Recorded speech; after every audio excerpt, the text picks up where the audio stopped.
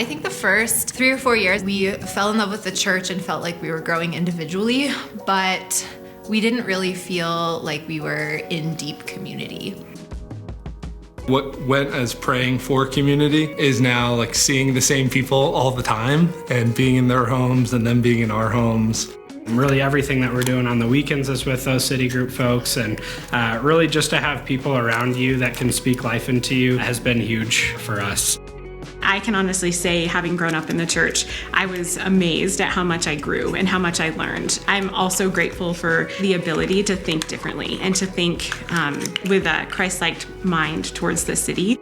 Being a part of the Summit Church in particular has been such a huge gift for me to see how we engage in the Spirit and how the Spirit draws forth in us the ability to hold each other accountable and to lift each other up when we need it most. Starting a family, we wanted to be around other people who had been through that, and so there was older kids, and then he is really telling us that there's balls outside. We looked for that in the church and wanted to find a group where we felt like we could walk alongside and learn a lot from, and make some really great friends in the process. It didn't take us long to realize that the Summit was somewhere that felt communal and felt at home, and it's something you really can't articulate.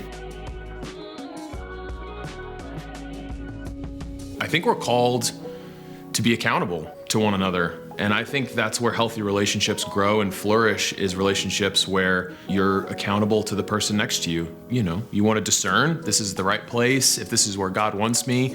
And if the answer to that question is yes, you give and you go all in. I think being a member is about being able to take your God-given gifts and talents and give that to a body of people to kind of move the gospel forward. We just went all in, and it's been an amazing blessing in that we've met friends, developed relationships, and just really became a part of a family where we can, just give ourselves to the church as well and see what comes out of that.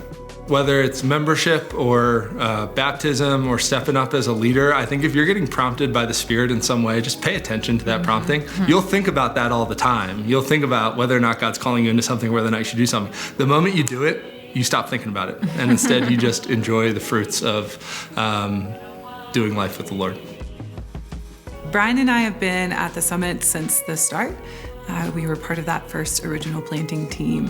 When I think of the last 15 years at the Summit, it reminds me of what Paul says in Ephesians 3. He is praying that his people will come to understand the unfathomable love of God, which doesn't seem to make any sense.